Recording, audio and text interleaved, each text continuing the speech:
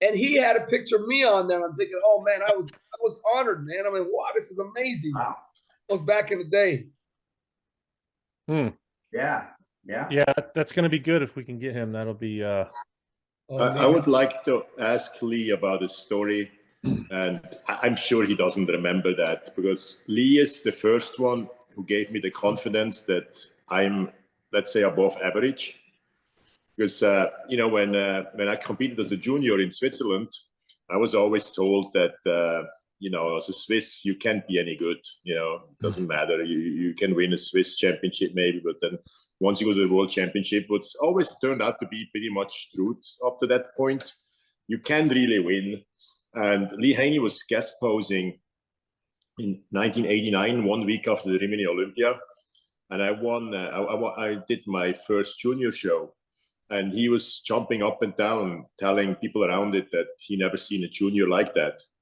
So afterwards, we were backstage, and a friend translated for me, and I got to exchange a few words with him. And I said, yeah, I understand that I'm very good for Swiss kind of level. And he said, what are you talking about, Swiss? I saw the junior champion in the United States, and he's not half as good as you. And I will never forget that. I was like, wow. Maybe I can compete outside Switzerland. Yeah. Way to go, Lee. Yeah, man, that's some encouraging words. But then also he frustrated me very much that day, because I was always, you know, when I saw him, I remember I was waiting outside. He didn't let anybody go into his locker room. He came out to pump up, and you know, in Rimini he was extremely big, but he wasn't like in his greatest shape. And he was pretty watery in Rimini. So when he walked out, I tried as good as I could to focus on his weaker body parts, like legs, like arms. And those parts were so humongous, at least the way I saw it. You know, I thought, wow. And then he kind of turned around, walked way over to the weights, and then I saw the back from behind. And I talked to myself, I don't know if I can look like that, and I kind of never did. So, you know, yeah, the guy was simply unbelievable. Yeah. Oh my gosh, Yeah. Lee Haney was the last great Olympian, in my opinion. Yeah. I think he was incredible, absolutely incredible. I remember seeing him at Fox's nightclub in Leeds when I was, probably 1988, I think. And Peter McGough, the late Peter McGough, who was editor-in-chief of Flex magazine, brought him over. And I remember he was sat in a pair of skin-tight jeans and like a grey sweatshirt. Didn't look that big. And he did the whole seminar, and then he literally got up, went backstage. I don't think he pumped up at all. He just took his jumper off and took his jeans off. He had his posing trunks underneath, came out, and my jaw hit the floor. I'll never forget it as long as I live. I'm like, holy, you would never have thought that physique was under those clothes. yeah. It was the epitome of real bodybuilding, or what we talk about. Like it was he had that crazy upper chest, he had that crazy back, he had that great crazy full muscle bellies, but it didn't look, it was very athletic looking actually. Right. Saw him in real life. But then when he came out and posed, it was just like, wow. Yeah. Absolutely incredible. Coming up, the two guys that inspired me the most in bodybuilding were Lee Haney and Tom Platz. They're my two main inspirations coming up through bodybuilding. So yeah, they're very high up there. They're very high up there. Tom Platz was my absolutely first seminar I attended with 16. Yeah, it was a lot of them. The most impressive part was his persona. Yes, I mean, I will never forget when he walked down that stairwell with that cutout long sleeved shirt, and you could see just the upper chest, and he wore some kind of Sunday church pants. I mean, it was just unbelievable. And we had this crazy machine, Gym 80 machine. It was a leg extension machine, and you could kind of put a lever to the right, and then it doubled the weight. So none of us could ever do that. You know, it was, once you doubled that weight, it was like the weight was cemented to the floor. And I don't know if he did any stretches, but he sure didn't do any exercises. So he told us to put other weights up, and we put the lever to the right, and he was crushing reps there, like in a speed like there's no tomorrow. Wow. The guy was something else. It was unfortunately at the very end, he already tore his biceps. Yeah, I would have loved to see him a year or two earlier. He was something else. Him and Lee Haney were definitely very high up on the list of inspiration when it came to my career. yeah. I'll tell you something funny, Gene. I was in the gym when he tore his bicep. No kidding. Yeah. Yeah. Gold's Gym Fitness. Wow. Yeah. What exercise did he do? Flies. Now he probably had some partial tears before he did it, but his flies, he didn't bend his arms. He almost brought them straight out. And he dropped the dumbbell. He got up, he grabbed his bicep. I watched this. And then he picked up the dumbbells again and tried it again and dropped them again. And he left. Yeah. Wow. And you know, for him to leave a workout, he was so crazy. He was really, really been hurt. Yeah. Phil, what year was that? I believe it had to be 1981 going into 82. Correct. It was after the 81 Olympia, before the 82 Olympia. Yeah. Wow. Actually, it was a very short time, I think, just a few weeks before the 82 Olympia. Because he still competed at the 82 Olympia, but was very watery. Right. Yeah. Very watery, probably from the pain medication or shots or whatever he had to take. Sure. So I was still in diapers, by the way. we a lot of us getting close to diapers again. So Oh, whoa, easy. Easy on that, buddy. I'll be the first. No doubt. I'll probably be the first. All right. Hey, welcome back, Doc. We haven't seen you in a while. Yeah, been a little bit. Was it last show or the show before? We had a question for the doc that's something we wanted to bring up. Y'all remember what that was before we get started? Man, well, we were talking about anti-aging. We were talking about something, and it's like, oh, we need to ask the doc that, and I can't remember what it was. Let's go back to the show. Yeah, well, I don't know. You want you talking about distension in the stomach and what causes it, JP? No. I need a lot of help for many things from the doctor, but I know exactly what caused mine. So, I was just thinking about the doctor today. I was reading a Facebook post. I don't know if I pronounce his name right. Elmric Delchik. He's an older bodybuilder. Yeah, I know he is. Who is very, very, very knowledgeable.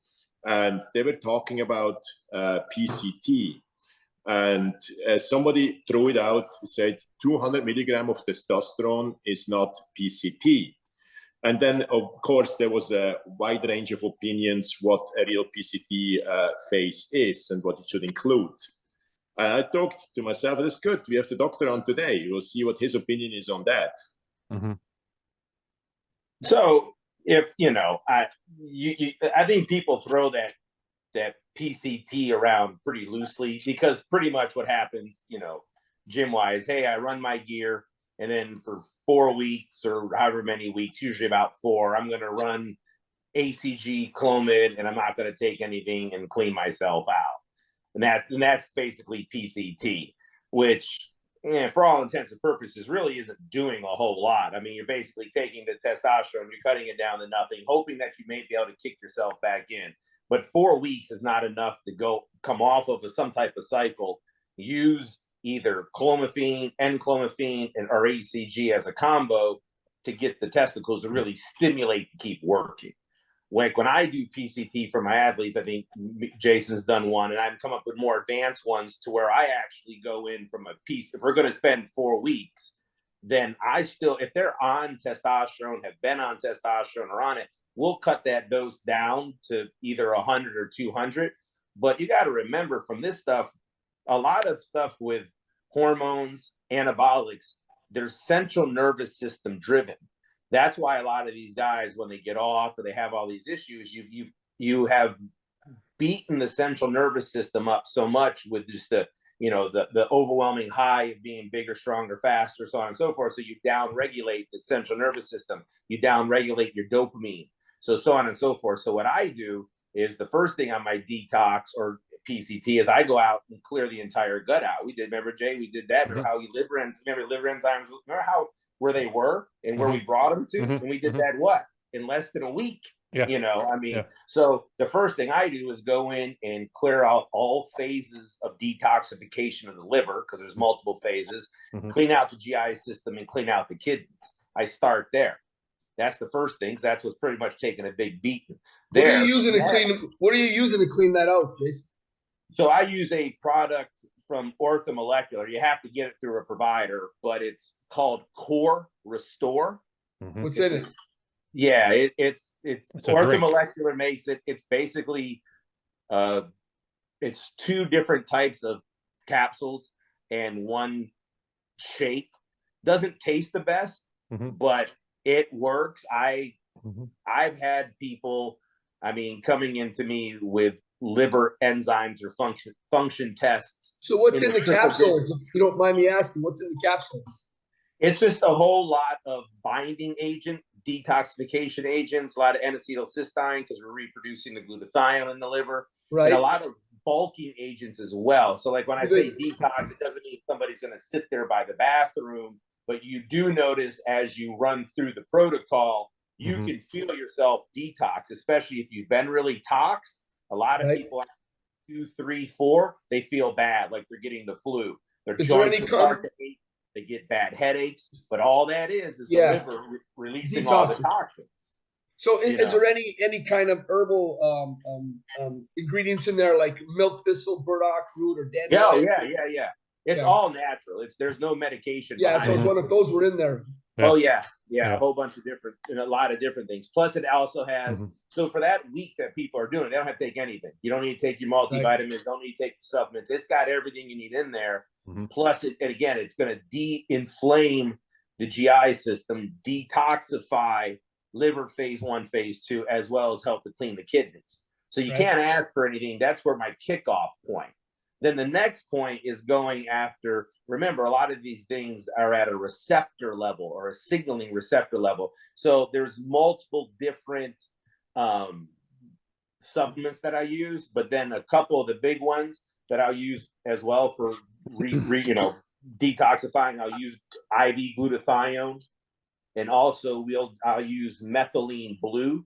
So methylene blue, you guys will know as a stain. I just got 2 bottles in a month ago. The best thing in the world to keep inflammation down. Actually, for people with Alzheimer's disease, it helps to keep the tau proteins from tangling and actually will detangle them. And it increases mitochondria throughout the entire body. So from that perspective, it's tremendous. So like my PCT. Can you mention the first one again, please? Can you mention the first one again? Methylene blue, the first one you mentioned? Yeah, methylene blue. And the other one? Glutathione. Oh yeah, I want to ask you about that. I use that too. Yeah. So I mean, like when my athletes come to me, we're going with really a whole body reset. Also, what I'll do over that 4-week period is what's called senolytic therapy, where you're getting rid of all the old beat up cells. Because what happens with your older senolytic cells, they don't die. Old cells will kill themselves. These cells don't die. And so what they do is they just kind of sit around the cardiovascular system and they just junk everything up. So what we'll do is we'll induce senolytic therapy through the use of you have Joe Rogan and them talk about it, but rapamycin, which is a type of medication we give to tissue patients who are getting organ transplants. So it stops tissue rejection, but in a low dose in a healthy person, it's going to help with senolytic therapy. And then also we use another medication called denacetive. And they'll use it for certain types of cancer, but in healthy people, we've seen that low doses, short period of time, kill off the old cells.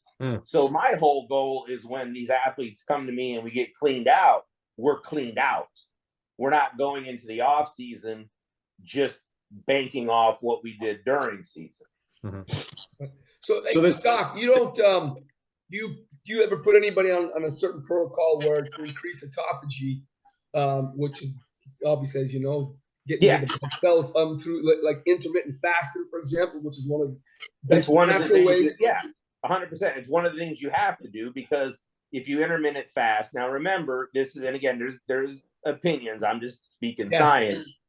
Any fasting over 14 hours begins to put too much stress on your organ. So it becomes like, you'll hear people now, oh, I intermittent fast for 18 hours. No. Yeah, that's too much. 12 to 14 hours is the maximum you need. And you're right, because that's the point. The old cells, they're just hanging on for dear life. Yeah. So if you, I'm just saying, like you eat your dinner, well, again, you eat again at 9, 10 o'clock, you're feeding these old cells. And if you feed them, they're going to stay around. So that, yes, you're 100% right. In all this, we're intermittent fasting for 30 days. If they do or do not do it, then they're going to, if they don't do it, they're going to do it for, you know, for the full 30 days. And like I said, and at that point, that you're right. Now that's going to help you to naturally induce autophagy, which will increase with what you're giving them also, obviously. Of course, yeah.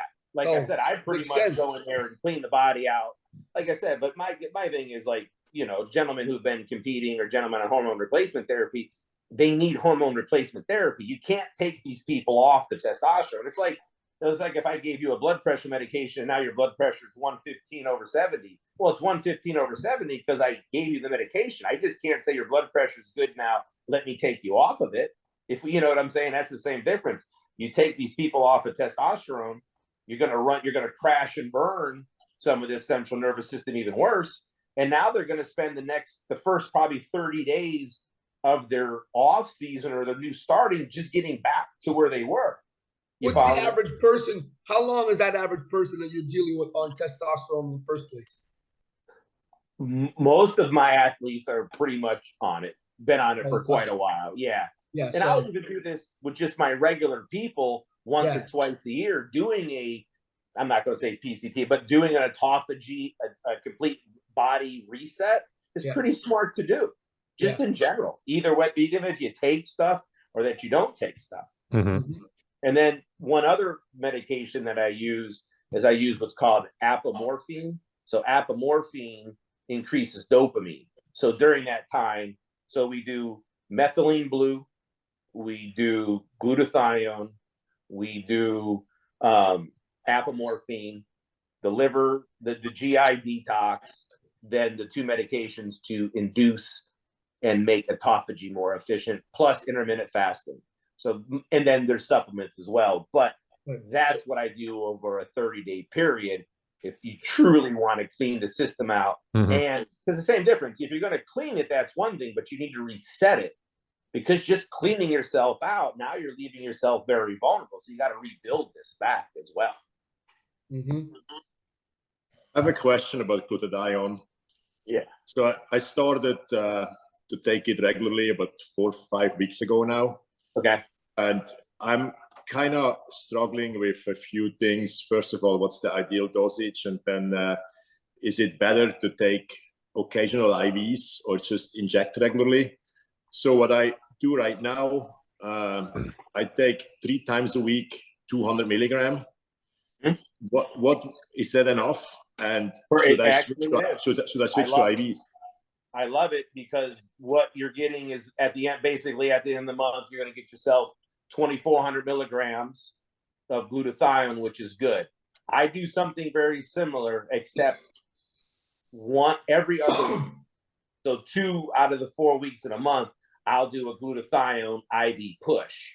Now, you don't have to sit there and get an IV catheter put into you and sit there for hours getting glutathione infused. They can use a little butterfly needle, and you can just put it into a big syringe mixed with normal saline, and literally it takes 15 minutes and you're done.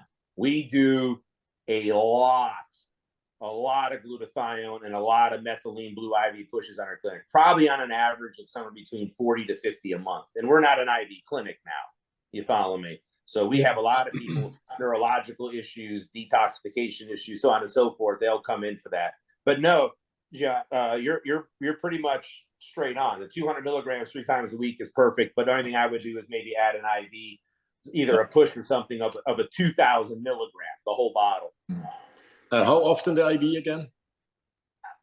it once to twice a month. If you're doing your shots every week, you're getting a good base. So at least one time a month, do a booster dose. You follow me? If you kind of get tired of sticking yourself every now and again, you gotta shoot yourself all the time. It does get annoying. If say you're taking a month off of the injections, then I would do a glutathione push every other week. Because you got to remember, by the time you do that glutathione IV push, if you do 2 of those in a month, that's going to be 4,000 milligrams of glutathione IV, which is tremendously, much more efficient than doing the shots. Is there any need to ever take a break from that? No, your body makes it. You see what I'm saying? So we make it at a very high level, but it decreases exponentially as we live. It keeps going down, down, and down. And so really, and you guys may or may not know, but like when people overdose on pain pills, it's not the codeine, it's the Tylenol. But what it does in the liver is it kills off the rest of the glutathione.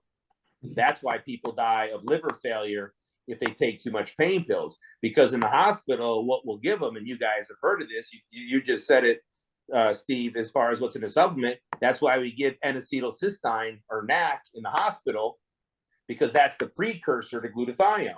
Yeah.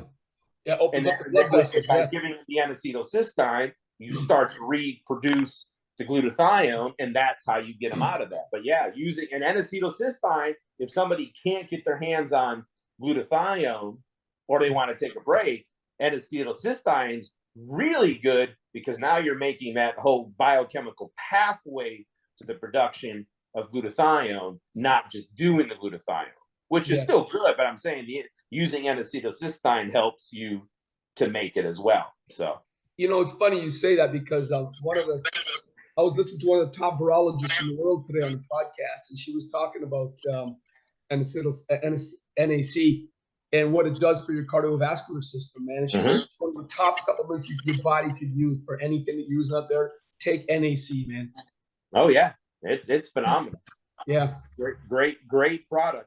Same difference. Government's trying to take that off the supplement market too. Oh man, yeah. Imagine that. Let's not even go there, man. Damn. If you're taking glutathione, where are you getting that from, JP? Or where do you suggest you get it from? It's an injector. Well, first I ordered it from Peptide Science, but quickly was out of stock. So we have a doctor coming to our wellness center every Friday, providing vitamin, hormone shots, IVs. So I buy it from him now. He's preparing the shots. One shot, he adds some B12 to it. So I get it from him every Friday. Doc, where could I get it? I can order it for you. You can, yeah.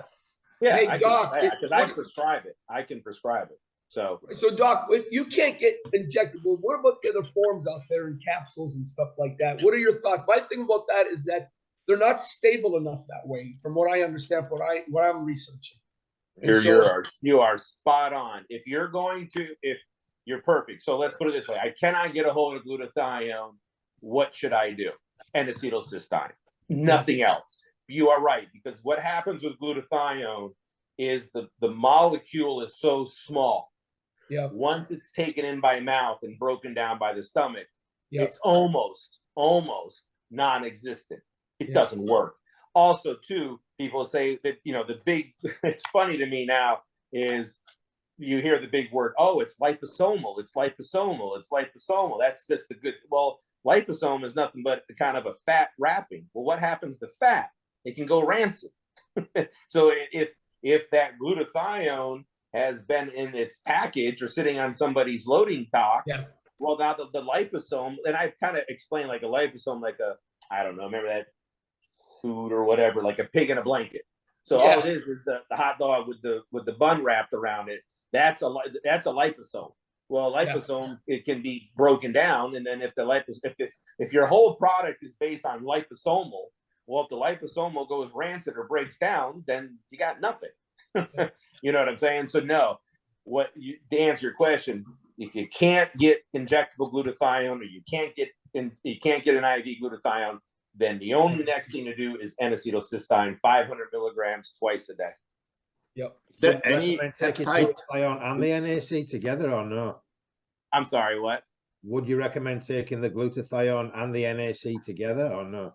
I don't, not really. This would be my suggestion. Like I would like, you know, if you, let's say we're doing the injections, do the injections for a month, then do N-acetyl, because you still want to build your reserve of glutathione.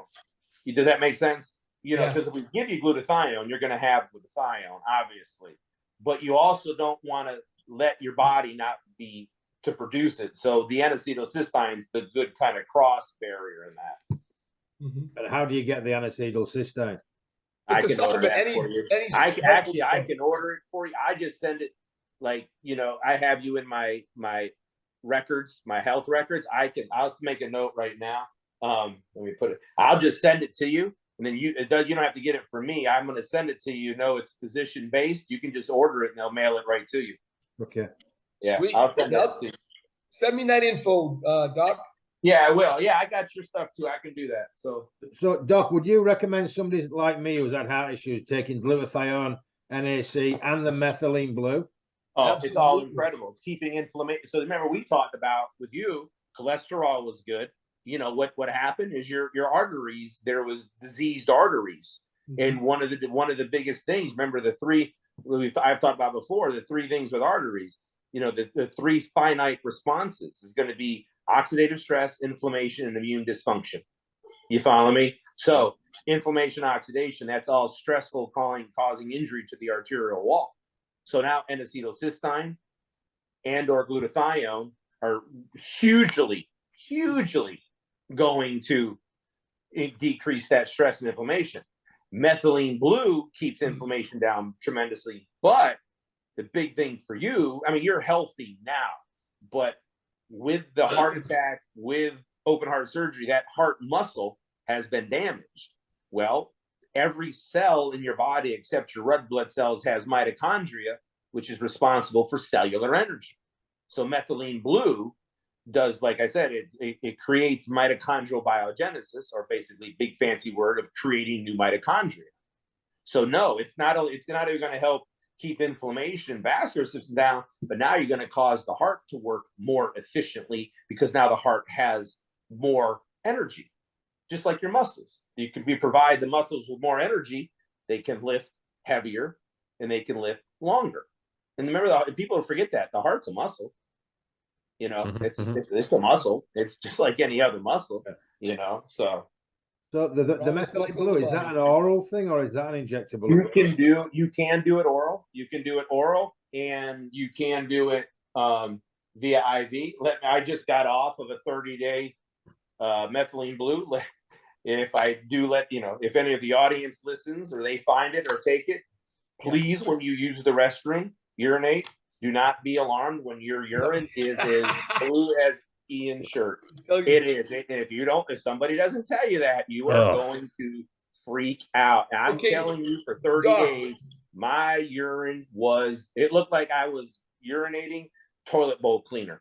Yeah, it's like you were from Avatar. It does. I'm telling you, and it will stain. I know. If you happen not to get everything out, it drips on the seat. It will stain your seat. Oh, it'll stain. Oh my gosh! Smurf piss. So on that note, Doc, how much were you taking? So I was taking 100 milligrams of methylene blue a day. Okay. And then on my IVs, I do about 30 milligram IV push. Now again, it's hard to compare oral to IV, because obviously the IV is getting in the body quicker, no absorption issues. So you wouldn't want to match that IV push with like an oral push. Oh, so you're taking an oral methylene blue? Yeah, or a capsule. But liquid, correct? Well, it's a capsule, so it has the methylene blue in it. Yeah, because I have the plain liquid. Yeah, and I think I was taking less than that, and I had to take 20 drops. I'll have to figure out what that is again. But yeah, I'm trying to. I don't mean to turn away. I'm looking. There you go. There, this is a good book. I don't know if you can see. Oh, yeah. Yep, I've got some excerpts from that book, man. Amazing. Yeah, really good book. This is you guys can see that one, man. So you see what Steve has in his hand. That is exactly the color of your urine when you take methylene blue now. Yeah. I trying have to see good how stuff, much never though. I'm heard of taking. methylene blue in my life. Never heard of it. Never heard of it either. Hey, oh, by the way, gentlemen, do you know that they use this in the dye industry for jeans? Oh, really? Yes. Mhm. But We when it was use it discovered, in pathology as a stain. what's that, Jake? We use it in pathology and autopsies for staining tissue. Right. So it's, but the inventor, I think it was in the 1800s or something, invented this and found out to be a powerful energy booster for the body and detoxifier. And It's I like mean, everything. It's like, when in doubt, I just tell you, hey, if you don't know what to do, just take methylene blue. You'll be better. it's true, man. Trying to see how much I'm Hmm. gonna take. And it's very, and Never heard of it. it's not expensive. It's very No. inexpensive in general. So So could you do 100 milligram a day forever type thing? Or you now, don't- normally what I do, like, I'll use the 100 when I'm cleaning out, and then like you can, like, I bring it down to about 25 milligrams a day as a maintenance. Okay. Like I ramp it up when I'm like, if I'm gonna say, look, I'm gonna detox my body for this month, which I just finished it last week. I'll go up to 100, but then 25 seems to be appropriate after that. And what's the dosage on that NAC? 500 milligrams twice a day. 100 milligram twice a day. 500 twice a day. You know what? While we're at it, I'm gonna pour some in here so you guys can see. Yep. Look at that. Yep. So that's 20 drops, and that's only 10 milligrams, Doc. Yep. And this is, Yep. it tastes like a hospital, to be honest with you. Tastes like a what? Tastes like a hospital. Oh, jeez. You don't know that smell when you go in a hospital? Yeah. That's what it Yeah. tastes like. It's like something's going on. Hmm. But no, it's powerful. I mean, one of the big things like with that was with COVID, we gave our COVID patients methylene blue. Oh, big recommendation for that too, Doc. I saw that Yep. on a lot of different news channels. Absolutely. A Yeah. lot of people recommended that. A lot of doctors. So how would you switch from glutathione to NAC? Would you do like a month on each? Yeah, a month, one, yeah, alternate. So month Right. 1, glutathione, month 2, NAC, month 3, glutathione, like that. Right. I have a question about the supplement. Humanofort. What can you tell me about that? I don't know exactly what it is. How do you spell it? I'm sorry. HUMANOFORT. Ultimate hormone balance, endocrine stasis, it says here. Emmerich talked about that, right? Yes. Yeah. Let me see. I'm not familiar with it. What did they say? I'm gonna look it up real quick. Oh, it's part of PCT. I don't remember the details they're talking about. And I saw that Labrada has it in his product line, but I just never heard of it. I'll take a look. While we're talking, I'll take a look at it real quick and see. A lot of times I just got to see what it is they're trying to push with it. What's their... Did any of you guys see that ad Barry DeMay posted, this health fit ad from the 1930s? Stay fit and slim by taking amphetamines. Yes, I saw it, man. That was hilarious. Yeah, it'll definitely keep you slim. Looks like in the... want to eat, and you're up for 24 hours a day. Yeah. There you It's go. like ephedra. You guys remember ephedra, Mom? Oh, yeah. Sure. Oh, yeah. Sure. Well, my the company I was associated with down here when we had Hot Stuff, Right. he also had Up Your Gas, which was the #1 selling energy product in I America. remember that. I remember Up Your Gas. Yeah. Yeah, It had and it was ephedra in full of there. marijuana, full of ephedra. We used to take that Yeah. stuff like candy. Holy smokes, you're like wired for days. Uh-huh. You have to be careful taking that. But I didn't think there was anything wrong with it, man. I've not done enough research on ephedra, and I think it's a powerful product. Yeah, I think, what was it called? Metabolife. I think that was one of the first There was ones the to big come ones out. in the malls, exactly. Yeah, Metabolife. That kind of Yep. exploded the ephedra era. We used to do ephedra, 25 milligram of ephedrine. We used to do 80 milligram of aspirin and Yeah. 300 milligram of caffeine altogether. Yeah. Flying to the moon there, Ian. That's what we used to do. Yeah. Yeah, you know, it's funny now, that old way of doing it, we actually can prescribe it now. They make an ECA stack with ephedra, caffeine, and aspirin. Wow. Really? Is that got any health implications, Doc? Well, just my thing, it's still again, if somebody's got cardiovascular issues, remember, it's still a stimulant. Yeah. You know, the ephedra is a stimulant, the caffeine's a stimulant, and why you use the aspirin, because it keeps the caffeine in the bloodstream longer. Yeah. That's the only reason you're using the aspirin.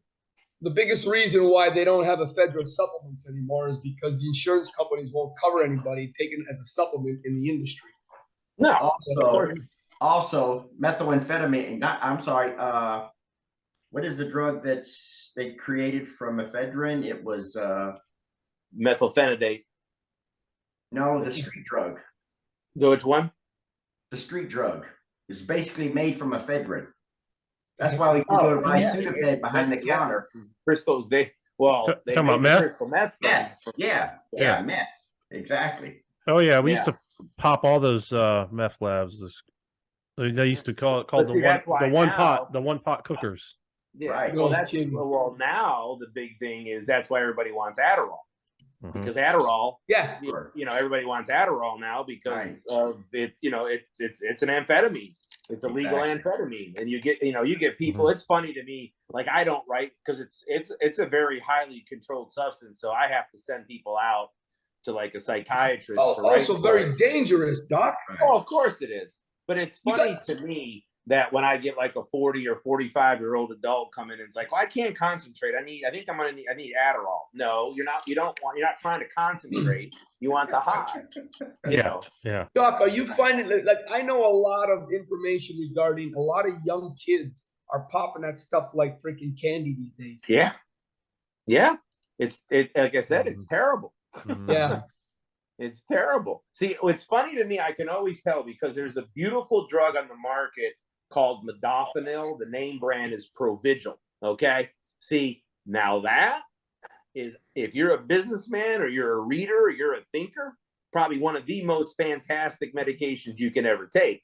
Because first of all, it acts as a nootropic. So it's actually helping your neurons, but you don't get the high like you get off of the Adderall. But if you want to concentrate, it will laser lock you in.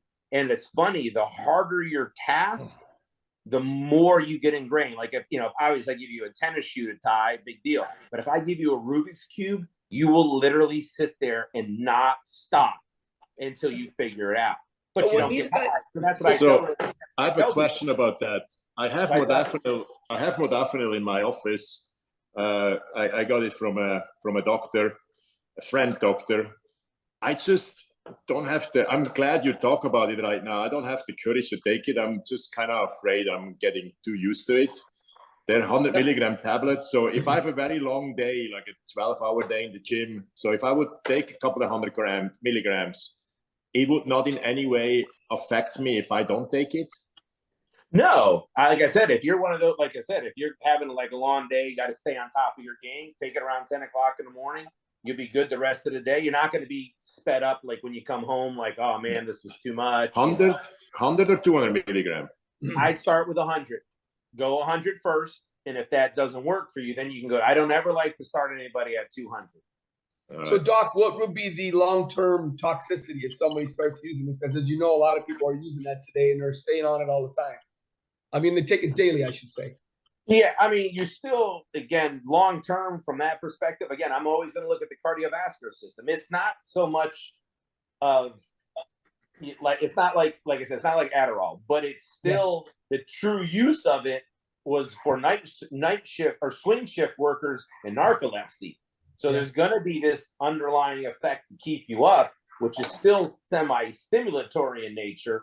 But that would be my long term, again, just from that perspective. But no, great. But see, that's what's funny, because when I offer these people that choice and then they don't go for it, then like I said, all I know is you want the amphetamine. You know what I'm saying? Because this is actually better for you. Yeah. Does it have similar effects in terms of producing energy where you're burning body fat, like some of these energy products? It's not so much, it's not increasing from a perspective metabolic rate. I mean, it will a little, but again, it's not amphetamine based per se. So you're not going to cause that, again, that increase, that fictitious increase in energy. You see what I'm saying? Yep. So yeah, like you were saying, more nootropic stuff in your brains. yeah.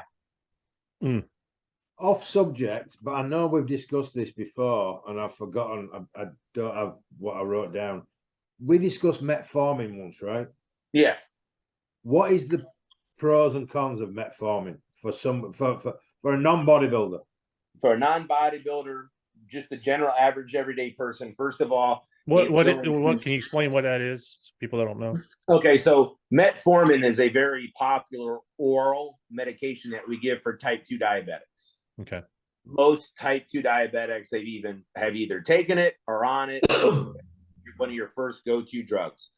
What it does for diabetics, what it does for the regular person, how it lowers blood sugar. It has no effect on the pancreas, and it doesn't have any effect on actually making more insulin.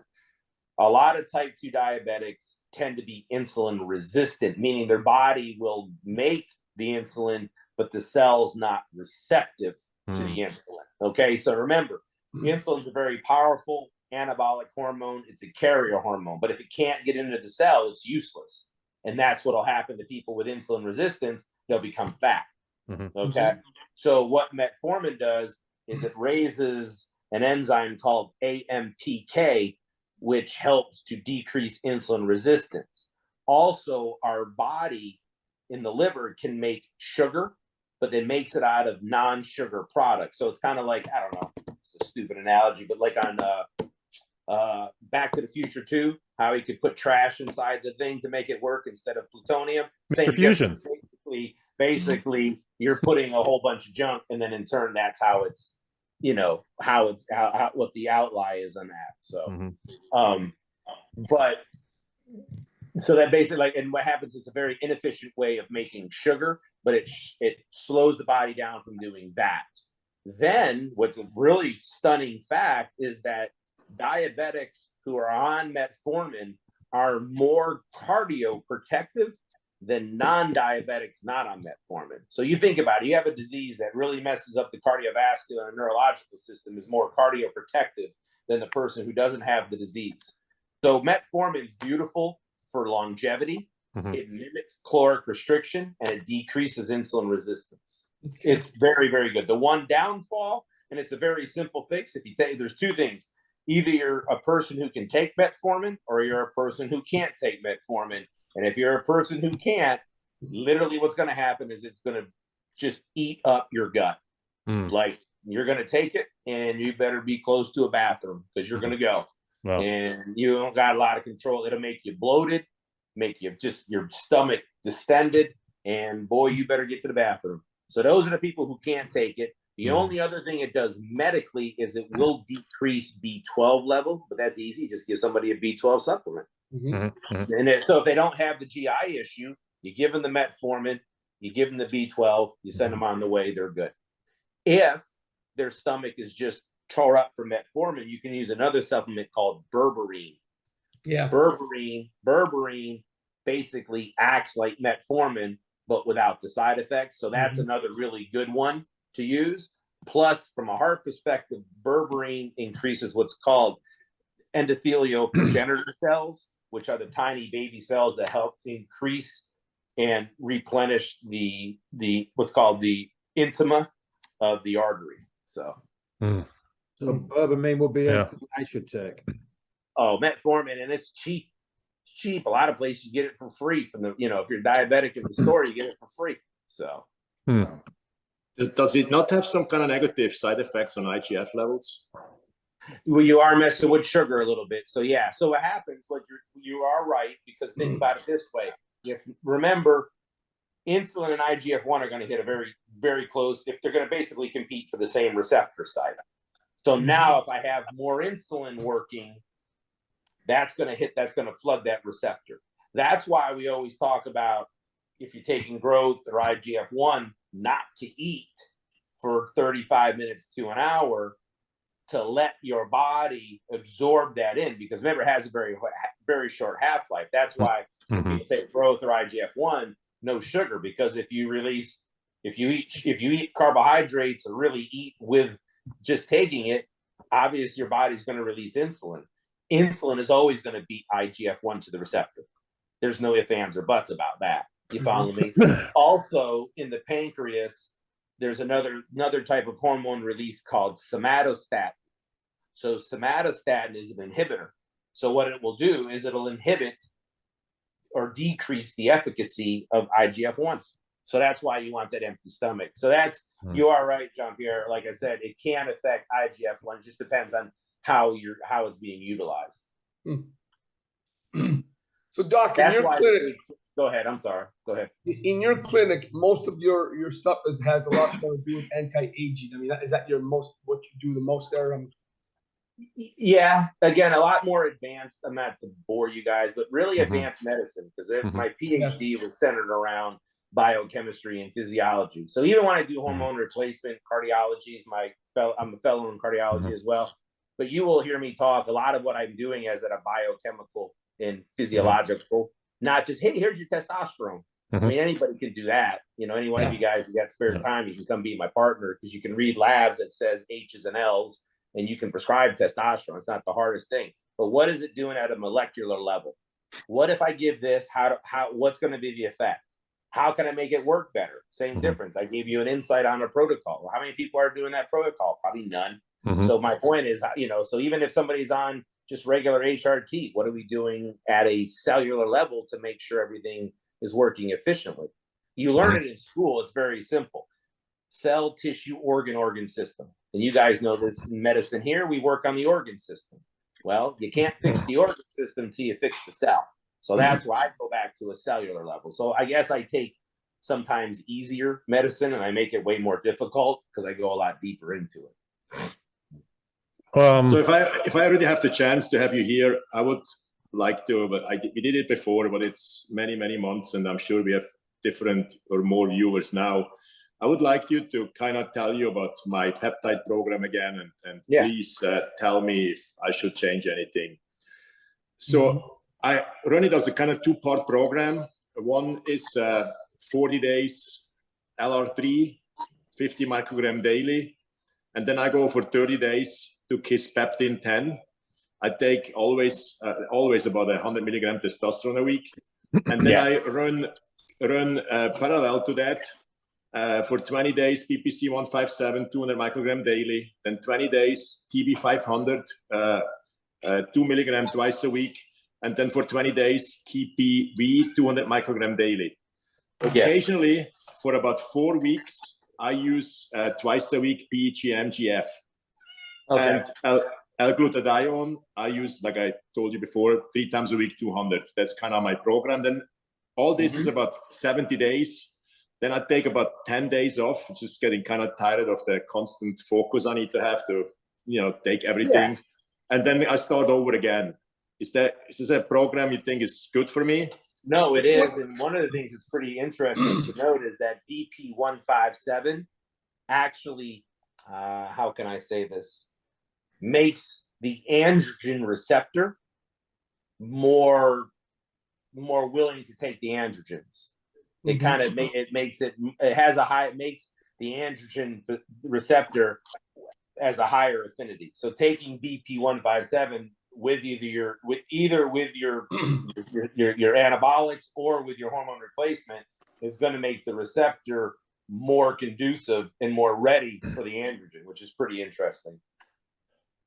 Should I go at some point go back on GH, or is this no? To be honest with you, again, I mean, growth hormone's really good, but this stuff here is no side effects.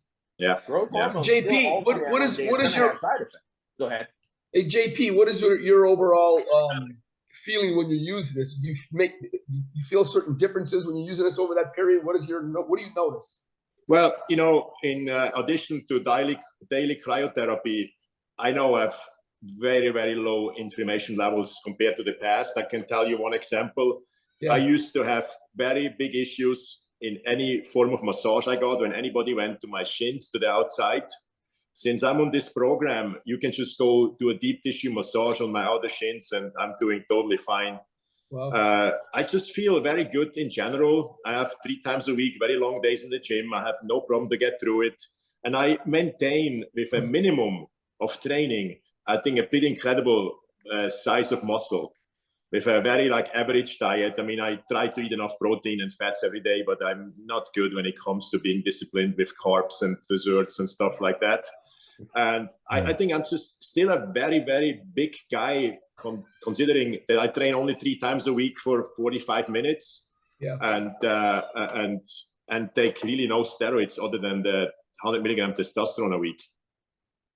Right. And that's, like I said, and look at the condition you, and that's what I'm saying. That's what, you know, it's important with the show and what the topics you bring up, because you see that the fact that, okay, so you're on 100 milligrams a week of testosterone, the peptides are all natural, and look at how you're able to keep the quality physique that you have, plus look at your recovery, and look what you're able to do, and you're not on a tenth of what people would think you'd be on. That's pretty impressive at the end of the day. So I always feel like with a 3-month prep, I beat half of the Mr. Olympia field in the rear double biceps pose. It can be slightly delusional from my side, but I can't believe that. Hey, if you start now, you'll make the Arnold, JP. Well, what about the Masters are coming back? The Masters Olympia. Yeah, Masters are coming back. Yeah. There you go. Yeah. Steve, do you do peptides? who, me? Yeah. No, I actually talked to JP about that for a while. I haven't been able to get. I haven't even ordered any yet. But every time I hear you guys talk about it, it's time for me to get some. But here's my. Let's talk about the elephant in the room for a second. We talk about this, and I like everybody's feedback, including obviously yours, Doc. So when we talk about taking all these things to help us out, and you know, a lot of this is to just regenerate in our body. You know, a lot of people are getting older. You got ailments, sicknesses, and certain things. So, you know, we take a lot of these things to help us out. But when you look at the elephant in the room, I always feel like people are putting a Band-Aid on conditions when they don't clean up the toxicities happening in the body on a daily basis. And as you know, when you look at that, you got to look at the toxins in the foods that we eat and the chemicals and the stuff that we use. Because, like, for example, the most consumed product in America today is linoleic acid, omega-6. Well, we know omega-6 damages your metabolism. Yeah, that's why we're the sickest country in the world. And it impedes your body's ability to produce energy in the mitochondria. So as much as we do these things, and you look at the phthalates and a lot of these things that we buy that are in the plastic or in the foods, and a lot of BPAs that we still have, and the GMOs. So we're putting Band-Aids on this, and people won't. A lot of people. I teach my people to eat clean, and I've gone through that with Ian when I first met him too, when I went to his place. And it's just, if you can't clean up these toxins, you're for me, I feel like you're putting a Band-Aid on these things that are happening, and to create more longevity in your body. I mean, these poisons in our societies, with hurt and harm in every human being on this planet, especially the United States. We have the highest health care in the whole world per person. I mean, it's ridiculous. Yeah, you know, you're 100% right. If this is the speech, then you guys, my patients have heard it, and you guys who are my patients have heard it. I can only bring to you the best tomato crops. It's what do you do with your land?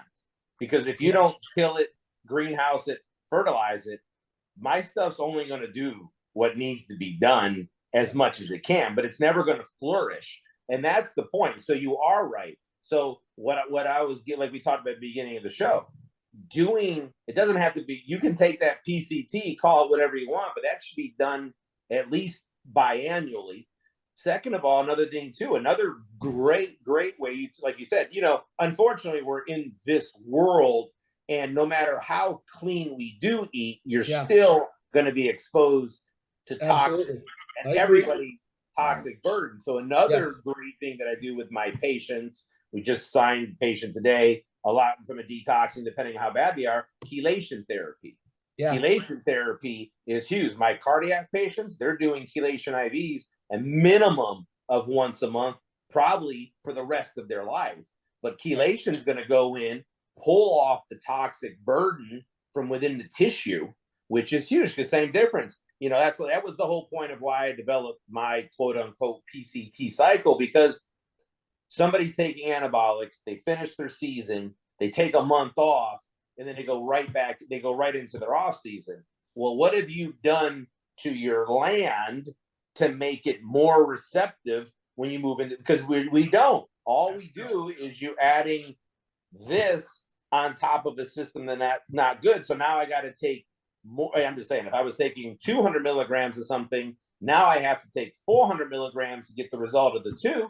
Yeah. But now I have 200 more, which means there's a percentage more side effects. So take that time off, reboot the system, or again, same difference throughout your entire time, put together a good detoxification protocol. But that the big one with the heavy metal burden, toxic burden, the chelation therapy is beautiful. You know, the thing we have, unfortunately, in this country, it's so fast paced. It's what can I get right away?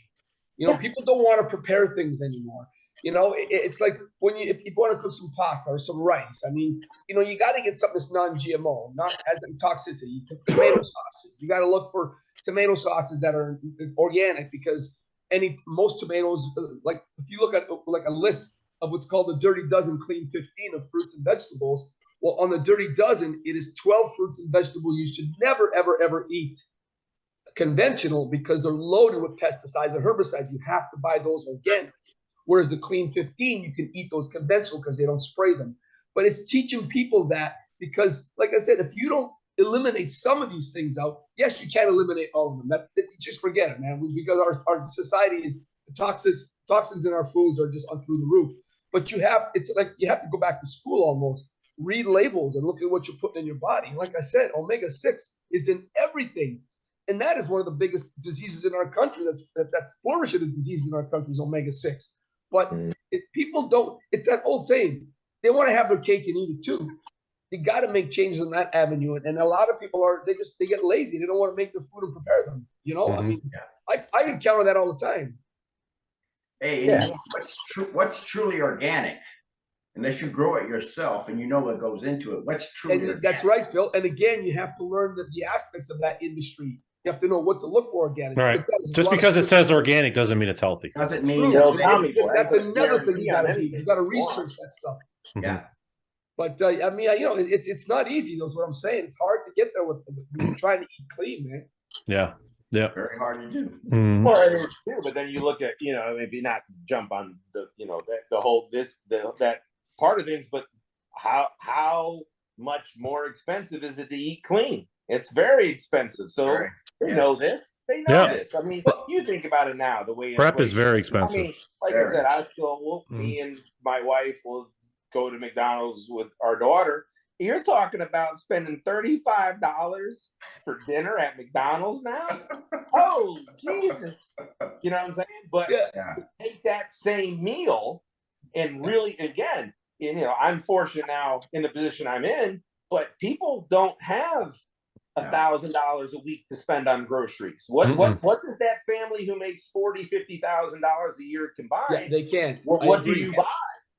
You buy ramen noodles, or you buy cereal for $5. I mean, eggs are what, almost $10 for 12 eggs now? Exactly. You can't even get eggs sometimes. Right. So why, you know? So, but I can go and eat a sausage biscuit for $1.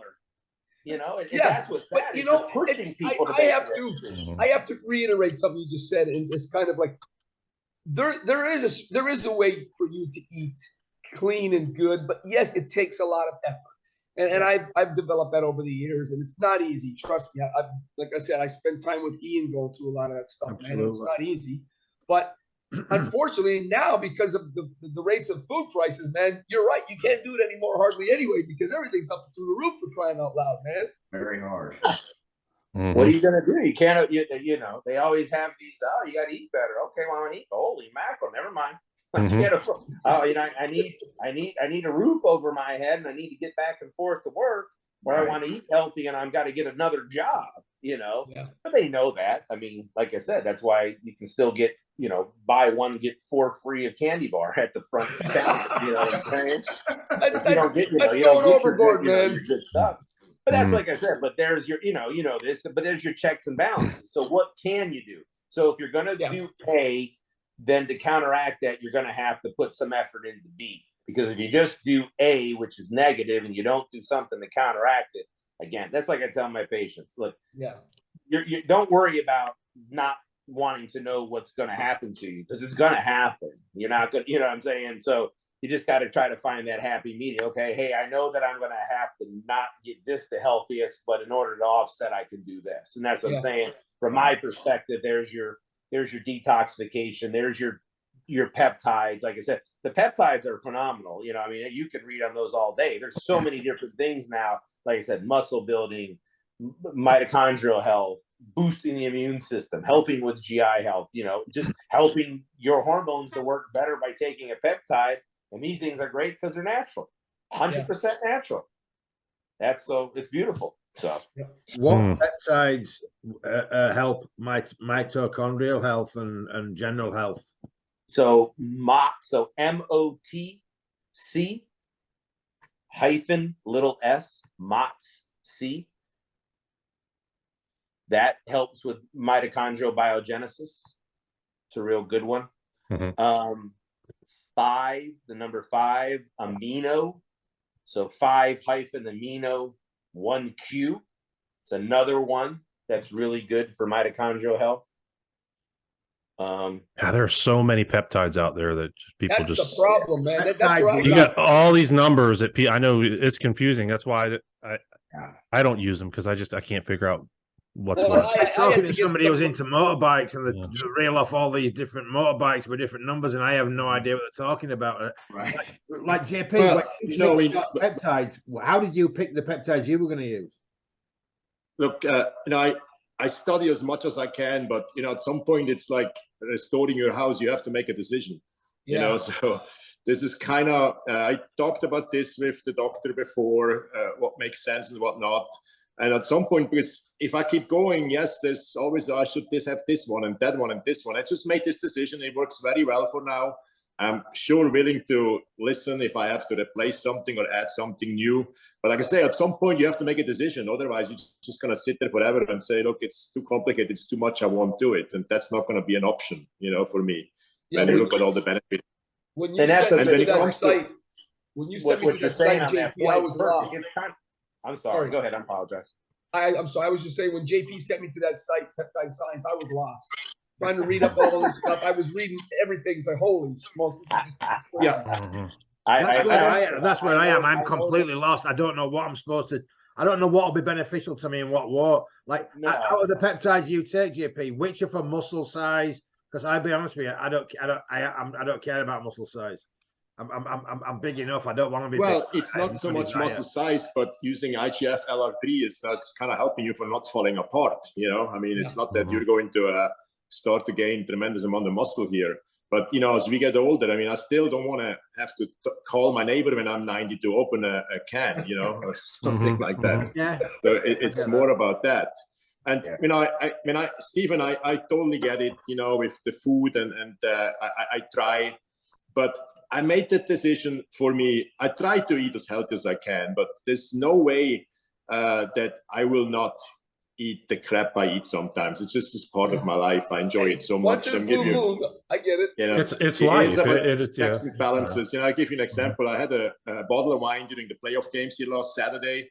I had quite a hangover the next day. So as I drove home from my office and passed by McDonald's, I just felt like a Big Mac right now. It's the best food I could eat. It's just like there's nothing like that in my hangover right now. So I'm going to stop and eat it.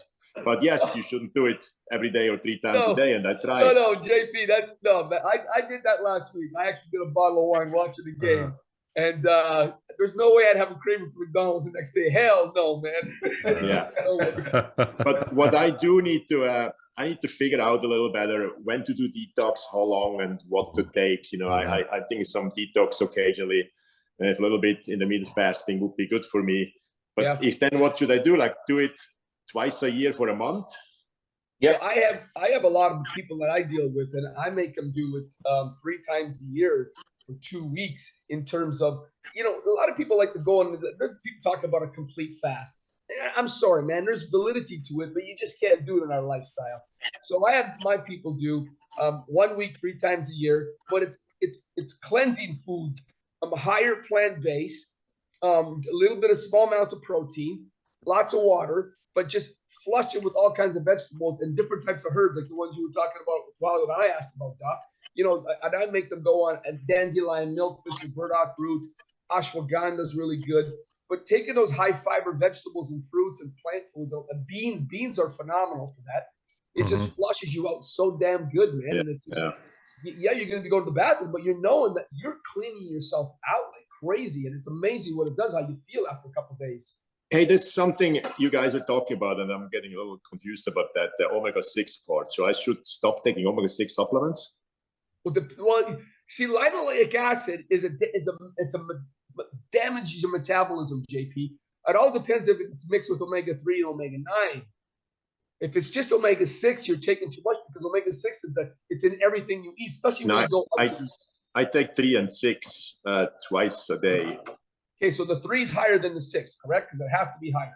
Yeah. I need to check, but it's probably, Yeah, because then that would work. Because if you don't have that, but like I said, like you were saying McDonald's a while ago, well, everything you had at McDonald's was loaded with linoleic acid, omega-6. So you're just damaging your metabolism by using that. You know, this is an example, but everywhere you go out, that happens. Yeah. Well, the problem is accurate information is hard to come by, right? Well, yeah. That's the problem. And where are you going to go, to TikTok and get information? Yeah.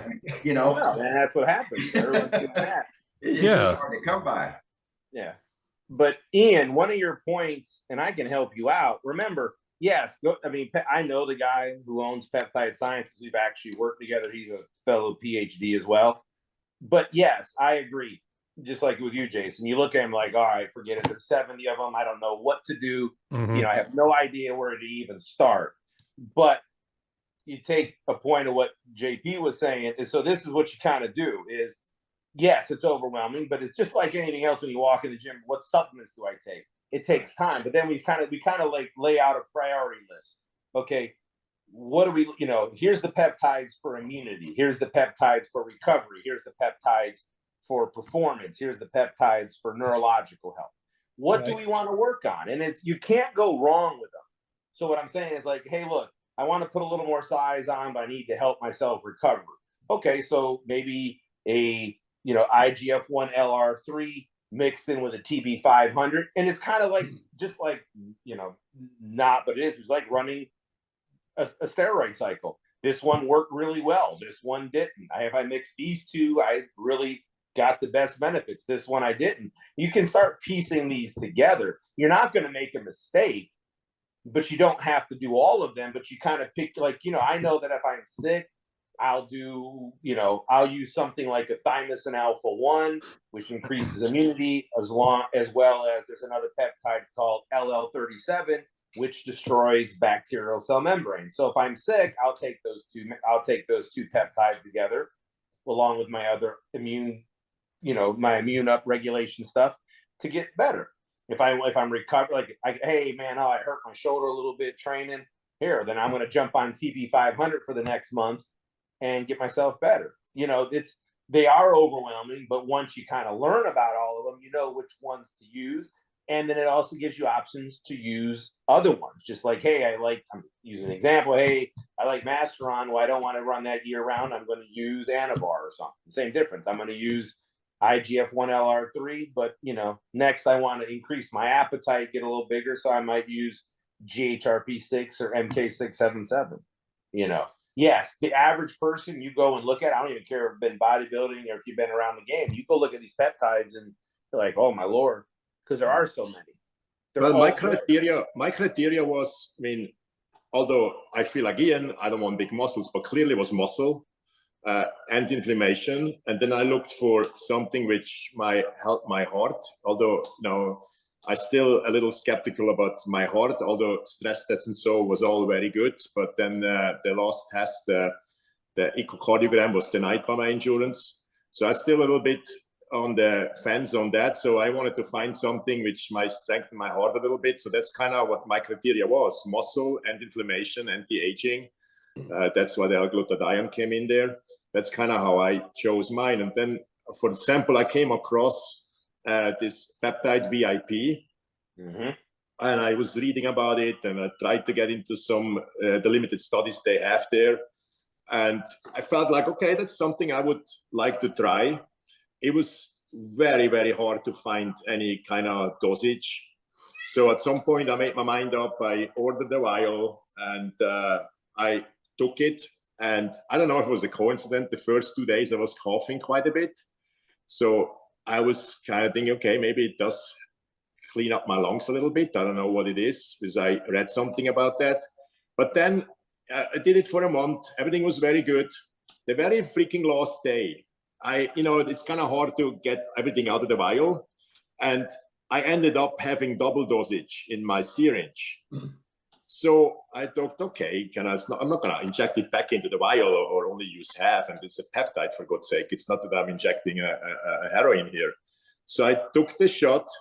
And oh my God, I got this like dizziness and very, very warm. And I was alone in my office. And I started to kind of freak out. I said, stay calm. What if I fall over here? And, if I did something really bad, nobody's going to fight me here for freaking hours. But then I kind of walked around that corner, drank out of the fountain a little bit, and I was totally fine. What do you think what that was? So VIP is vasointestinal peptide. It can cause vasodilation. A lot of times the GI tract, what it might have been, the flushing or whatever, it could have been the vasodilation more than anything else. Yeah, so harmless, huh? Yeah, no, again, that's what I'm saying. They're all legit, but like I said, you're never good. You kind of got to pick your ones that you like. You start slow. You're never going to make a mistake. Yeah. They're never going to hurt you. They're only going to benefit you. There's no permanent damage because they're natural. So like JP said, you kind of pick, where do you want to start? Hey, I feel pretty good, but I want to work on just keeping my aging. I want to keep my immunity, and I want to keep my muscles recovering. Okay, well then you pick those three and you try them for 6 to 8 weeks, and then try a different set. There's nothing. You're not gonna. The great thing about it is you're not gonna hurt yourself. The dosing of peptides are beautiful because more is never better. Whatever the dosing that we come up with is the dosing that you need. Because remember, all these truly end up being signaling molecules. And so it's kind of like all of us having keys to the front door. Well, whoever gets their key in first, the other keys don't matter. You see what I'm saying? So the same thing with peptides. If it's 200 micrograms of IGF-1, 2 to 400 milligrams, or 2 to 400 micrograms of IGF-1-LR3, 500 and 700 don't benefit you at all because your body's just going to get rid of them. So it kind of takes if one's good, then 10 must be better out of the equation. So Doc, are there peptides that, and this will lead us into our next subject, are there peptides that can repair tissue? Yes. And is it like site injected, like yes, you do with the PRP and all that? Yeah, but you don't even have to go into the joint. Like say, like you're just for you've done really well with PRP. We do it on a regular basis to keep you kind of moving forward. But see, for you, I know your knees will act up on you, even with the PRP. I don't do it as much, but they do. So like, man, my knees are bothering me. So like doing a 30-day or a month run of like TB 500 would be beautiful. And you don't need to put it into the joint. You just take a little subcutaneous syringe, an insulin syringe. You can shoot it like right on your teardrop. You can shoot it in your calf. Because remember, these molecules in these peptides are so small. Inflammation is the carrier. So if your left knee's hurting you, if you shoot this over the next 20, 30 days right around that area, first of all, it's still gonna go everywhere throughout your body, but it's gonna more focus on that area. I'm telling you, this stuff, it's phenomenal.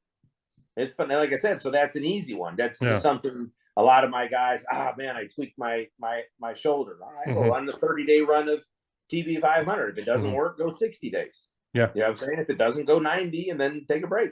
Yeah. I'm actually coming in for my second round of PRP, which I want, for people that don't know, what is PRP? So PRP, the initials are platelet-rich plasma. Okay. So it comes from you. The great thing about PRP, first of all, it's from you. It's not a drug. Your body can't reject it. So it's great. You know what I'm saying? Now, what we talked about, like what Steve said, instead of putting a Band-Aid, we're actually going at a cellular level and trying to fix what the pain generator is, not just block the pain, but truly fix the generator. And so with PRP, we draw the blood out of you. So in the blood, you have the red and you have the yellow. The yellow is what we're concerned about. Okay, it's your plasma.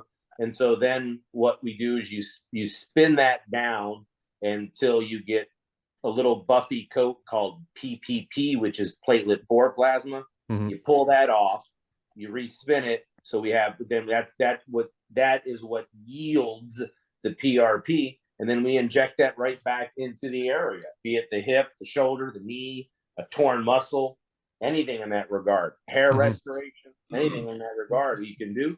Like I said, to me, I tell people for the price, it's the best thing that you can do if you don't want to have surgery or you want to try to diminish your pain. Because if it doesn't work, then then surgery is okay to go on. You know what I'm saying? Yeah. The same difference is what we talked about with the whole gardening thing. My job, or like, you know, when you come to me, my job's easy. You injected me, we're good to go.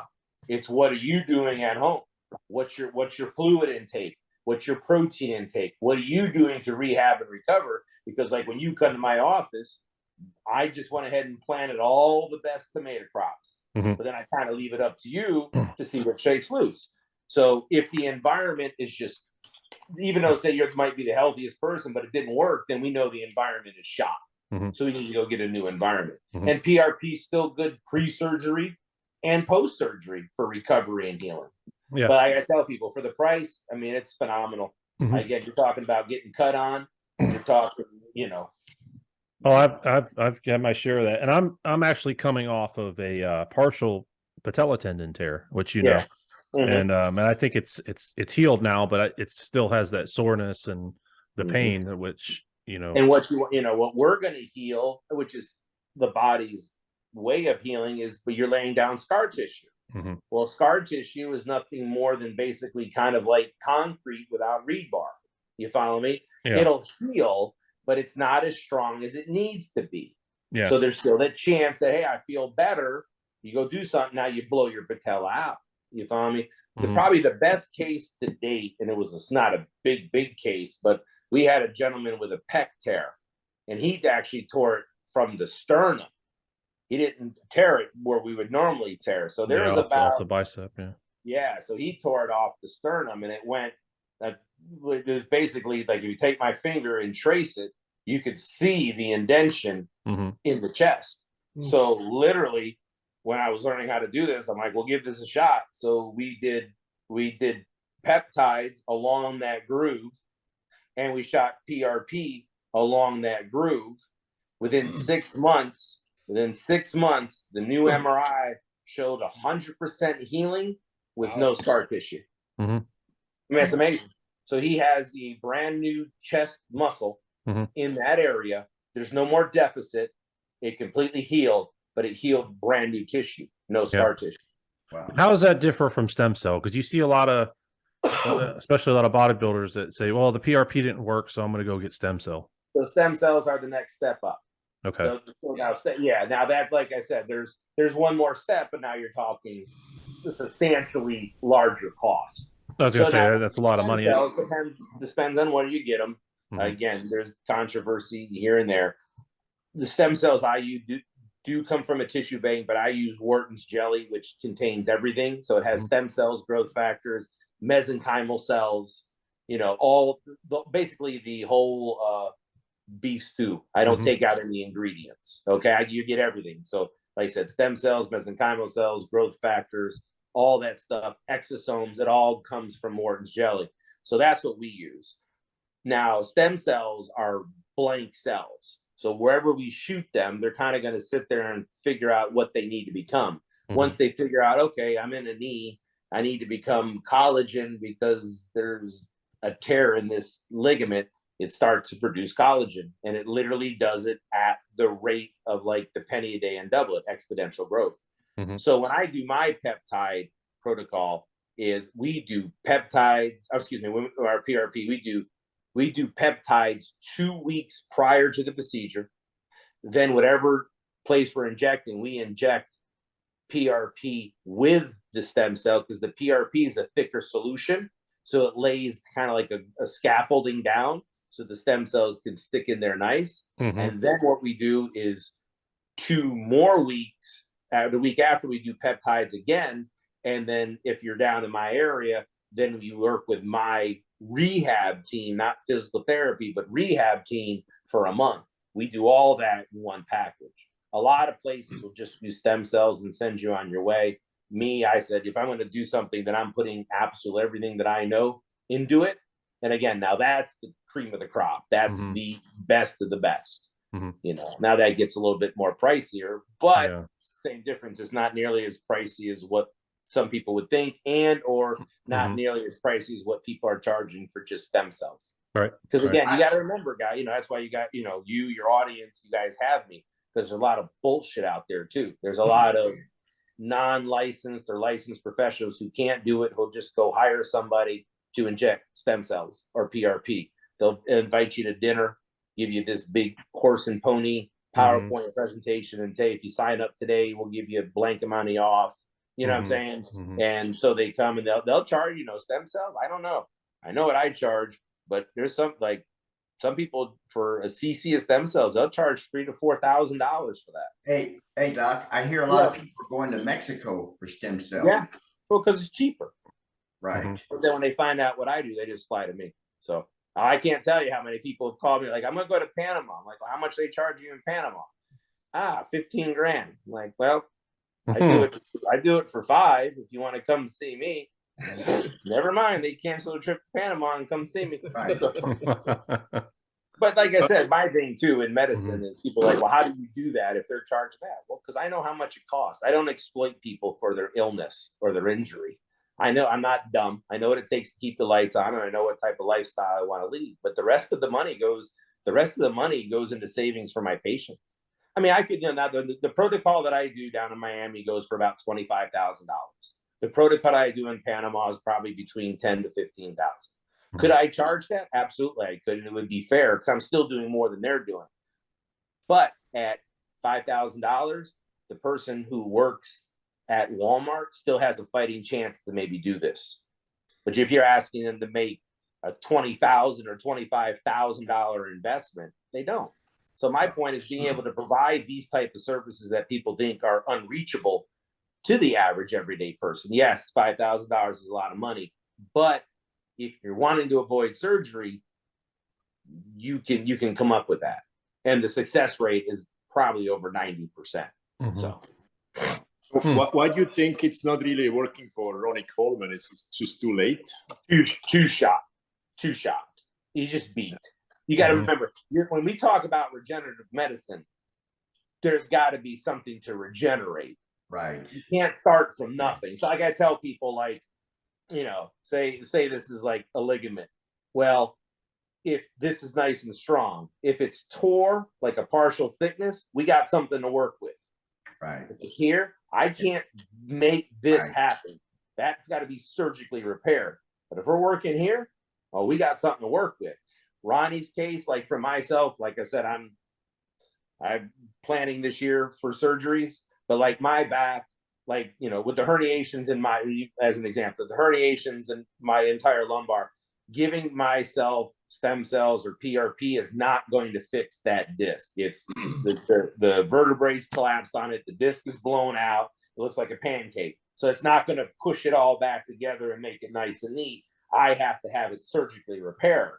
But you can bet after the surgery, I'm loading myself up with stem cells and PRP to help that area heal. So like I said, it has to be something to work with from a regenerative perspective. If I don't have, although I'm not 100% sure if it doesn't do anything for Ronnie. I just was guessing from what I see. Well, I mean, if he's doing it, it's doing something. But you know, the extent of his injuries are so bad that, again, you start actually destroying, and you know, the anatomy. Then the anatomy has to be fixed before we can talk about doing anything else. That's what I'm saying. Like, you know, like when you tore your quads, they had to be put back together. You know what I'm saying? We couldn't have said, well, let's try this and see if, no, it's not going to. Put them back together, then use PRP, you know, if we had the technology then use that to help the recovery way better, but it's not going to fix something that needs to be actually put back together.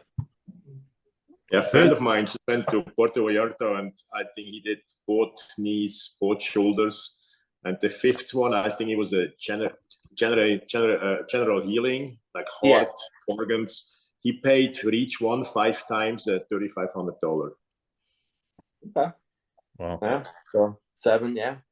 JP, did it work for him? Sorry? Did it work for your friend? Well, the problem with my friend is, maybe he listens and he might not like what I say. My friend is a salesman. He's like a cheap car salesman, as nice as he is. So I can, you know, if I ask him exactly what the results, everything is fantastic and great and the best ever, and you have to go. And so I don't know. I can't really answer that. Okay. Like, so Phil, like, just, you know, from my end, having done, like, last year, I think we did 85 or 90 PRP stem cell injections. I mean, which is, you know, I'm not a straight, that's not what I do all the time. On top of what I do, it's a pretty good amount of injections. I will tell you, in my clinic, at least safely to say over a 90% success rate. Wow. So, and I'm happy with that. You know, something? remember, even if we're in chronic pain or something's really bad, if we can decrease that chronic pain by 40, 50%, if we can regenerate tissue, I mean, that's a win-win all the way around. So, like I said, to me, in my practice, the way we do it, about a 90% success rate. So in my case, what I'm most interested in is anything to help my heart. So what would that cost? So, like, so what you got to be careful with stem cells, they're a little thicker. So what I usually use if I'm trying to work with regenerating tissue or helping tissue is exosomes. Exosomes are signaling molecules that help stem cells to show them what to do, and it relates your body. It'll use your body stem cells. Because remember, like I said, what happens with your stem cells per se from an infusion perspective, they won't cross the blood-brain barrier. They're too big. Also, they can get clumped up in the lungs. It doesn't get filtrated. So exosomes tend to work better when we're working on diseased organs or organs in general. You can use stem cells, but exosomes are better. What does that cost? So like an exosome infusion, they're pretty pricey, but I think mine is like $2,500. Hey, Doc, is that something insurance would cover, or is that something out of pocket? No, it'd be out of pocket. Insurance don't cover that. And you can do that for the heart? Is that what you're saying? Yep. Remember, if you think about it, heart's what? Heart's nothing but, you know, it's a muscle. It's a mixture of smooth and skeletal and striated muscle. It's just part skeleton and part smooth. And so, I mean, if you got dead cells, if you're trying to regenerate cells, if you get something in there, you can start to regenerate heart tissue. There's a gentleman, and I don't know, I'm not good with like YouTube. He taped me about 2 years ago, doing him a whole cardiac. This gentleman's been through 3 open heart surgeries, really bad valve. You know, his heart's pretty scarred up. And he came down to me, and we did stem cells, we did exosomes, we did methylene blue, we did NAD, we did all these things for his heart, and he taped it over almost a year. Okay, but he was back to swimming without shortness of breath. He did very well, exercising, rides motorcycles, doing really, really well. And he actually just came back this January and did it again. Because unfortunately for him, like, you know, you had your open heart surgery. He's had 3 of them. Wow. And what's sad is he's 49 years old. They're done. His heart can't take any more open heart surgeries. His valves, even he's had prosthetic valves and they failed. And now his heart is so scarred that they literally can't really do a whole lot for him. And they're basically telling him, live the next 10 years as the best 10 years that you can get, because you're probably not going to see 60 years old. So what he does, there's not a lot of options. It's just either out. You can't keep operating on the poor heart. But so Now- that's why he'll come down. Like I said, he came down again, and he gets very good results. So Doc, wouldn't the surgeons recommend that or no? no, because they're tied under the, again, unless you have a doctor outside the box. But understand, in our profession, once you start taking insurance and you're in that system, you're done.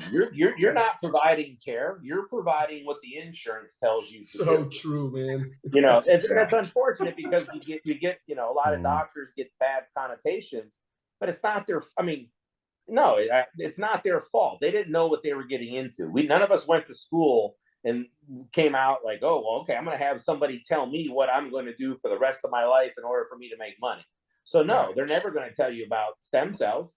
A good doctor will be like, you know what? I run out of options. There's nothing else I can do. But, and so what's and it's starting to happen slowly on my end is, I've been around for a while, known all over the world for different things, but some doctors are starting to take heed in what I do. And they will say, hey, I can't do this for you, but I know a doctor in Daytona that you can. It was actually pretty funny. The other day, I had a primary care doctor refer his patient to me because his patient did anabolic steroids. He's like, I know nothing about this. I have no clue, but I know a doctor in Daytona Beach. He can take care of you. That was pretty cool. What I'm saying? Instead of just kicking the guy out of the office, he's like, look, let me go ahead and send you this guy. So I do get a lot of referrals from doctors now, knowing that they can trust me. And so now I'm a good resource in that regard. And that's pretty cool. That's all I wanted, was to be able to give people this information, Right. Yeah. So, Doc, when I obviously had open heart surgery, I had 6 bypasses. I've obviously done some damage to my heart, right, with that. Oh, yeah. So what would you recommend that I think about doing, the PRP or the stem cells or the I would do the exosomes, 100%. And then we sit down and talk. I can teach you about, some other things we can do to strengthen. Because again, it's really going back to strengthening muscle. You know that. You're a great bodybuilder. So I just got to strengthen your heart. You know what I'm saying? And we can sit down and put together a plan to just solely work on the heart, Cool. Yeah, I need to do that with you. Definitely. Yeah. Come up and see me. We'll sit down and talk. That way, you're not doing over the phone. That way you can really talk. Because we can put together a great protocol for the rest of your life, just on natural stuff. But then once or twice a year, really go after it strong. You know what I'm saying? So, yeah. Ian, I hear PRP is good for hair growth too. I was just going to say something like that. Honestly, I don't even want hair. I really don't think I want hair. It's too much aggravation. Wait a minute, Doc. Didn't you say there was something for restoration? Again, I don't. You know what? Hair's great, but I'd rather have that extra 10 minutes of sleep in the morning. I'm like, you know what? One less. You know what? As I get older, I want less. I'm like my long hair. I want less things. But I will tell you that though, I do hair. I mean, not that's what I do, but people come and, like I said, I got to put my foot in my mouth because I come from traditional medicine. So I didn't believe in any of this. I was like, it's all nonsense. And I did PRP hair restoration on one of my assistants. Was my first case. And holy shit, within 90 days, he goddamn had hair. No and he was way. Yes. I don't Damn. If you go to my Instagram, not mine, but my company Instagram, it's on I'm there. gonna have to talk about the back of my head. Was like 28 years old. His hair was like you could almost count how much hair he had left. Holy now I got to tell the boy to go get a haircut because your hair's messy. It's pretty phenomenal. And now same difference though. Like if you're like me and Ian, it's pretty much he ain't growing nothing. But somebody's got hair. Oh, I mean, I'm like, wow, that really worked. Holy shit. Wow, interesting, man. Oh yeah, it worked. It was painful, but it worked. Yeah. All right, guys. Well, I think that's all I got. Unless y'all got some more for the doc. Nope. Well, Really, It's great. we got a lot in here today, man. I mean, we could go for hours. We brought up other subjects, Doc. Oh yeah, we could definitely go for hours. Yeah. Well, I I made tell a you lot what, of Doc. notes. Well, you know what we got to do though. You got to give just tidbits, so Yes. get the audience to keep coming back. You Mhm. give it all up, and they're like, all right, we'll just watch the 4-hour show. We got everything we need for the year. We'll talk to you later. That's So, right. I got some. I'm not going to open my mouth too early, but we may have some huge things coming in the future, and maybe doing a lot more traveling.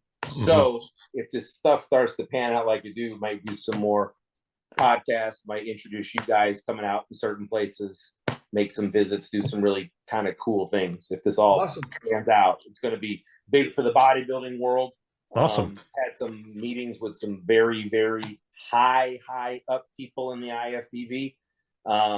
So a lot of things we're going to look at, me and my other partners are looking at. And if it does, like I said, I'd like you guys to participate with me on some of it, talk about it. I think it'd be great because you guys Absolutely. are legends in the sport. So it kind of really helps, these younger guys and these younger pros and stuff. But we'll talk once the contracts are signed, then we will talk more. Sounds great. Awesome. Hey Gentlemen, guys, it's been a good night. I'm heading on vacation tomorrow, as I'm not sure about next week. I'm going to New York for a week. Okay. Yeah, we're good. I mean, I have Thursday night. I have no plans yet. We're going to pretty much musical and plays every night. I have nothing up for Thursday yet, so I'm not saying no yet, but we'll see. Okay, no worries. All right. Great All night, right. gentlemen. Good to see you All right. guys. Thank you, Doc. Bye. Thank you so much. Take care, guys. See you guys. Thanks, Doc.